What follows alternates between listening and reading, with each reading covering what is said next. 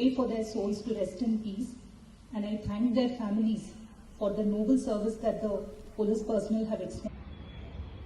Police అమరవీరుల సంస్మరణ దినోత్సవం సందర్భంగా విధి నిర్వహణలో ప్రాణాలు అర్పించిన అమరవీరులకు నిర్మల్ జిల్లా పోలీస్ శాఖ ఘనంగా నివాళులు అర్పించింది.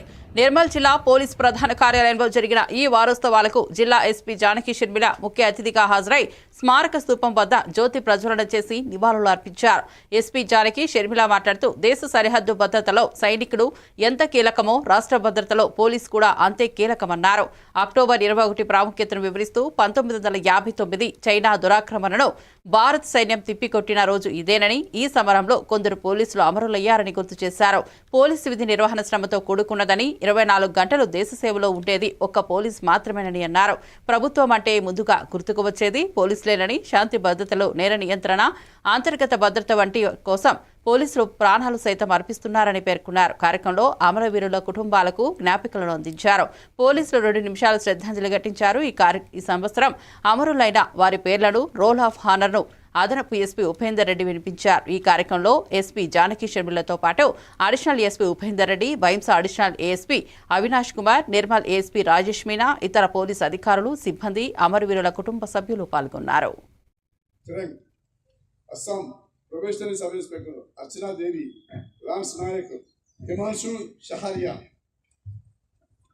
Bihar sub inspector Pritam Rajak, assistant sub inspector Rajiv Ranjan Mal, assistant sub inspector Jitendra Kumar Singh, havaldar Mithilesh Kumar, constable Shekhar.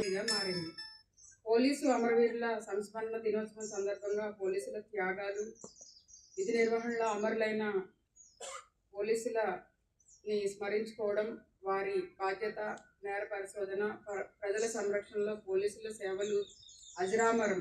మన కళ్ళ ముందు నిత్యం ఏ కష్టం కలిగినా గుర్తొచ్చేది ఫస్ట్ పోలీసు. 1000 అడుగులు ఎత్తున రక్తగడ్డగట్టే మంచు పర్వతాల మధ్య హాట్ స్ప్రింగ్స్ అమర జవాన్ల త్యాగాలకు దేశవ్యాప్తంగా విధి నిర్వహణలో అసలు భాషల పోలీసులను స్మరిస్తూ ప్రతి ఏడాది అక్టోబర్ 21న మనం పోలీసుల అమరవీరుల సంస్మరణ దినంగా పాటించడం ఆ పవిత్ర స్థలం నుండే ఆరంభమైంది.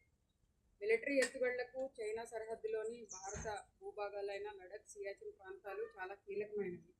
సరిహద్దు భద్రతా దళం, ఇండో టిబెటన్ బార్డర్ పోలీస్ వంటి ప్రత్యేక భద్రతా దళాలు ఏర్పడక ముందు సరిహద్దును రక్షించే బాధ్యతను సిఆర్పిఎఫ్ బలగాలు నిర్వహించింది.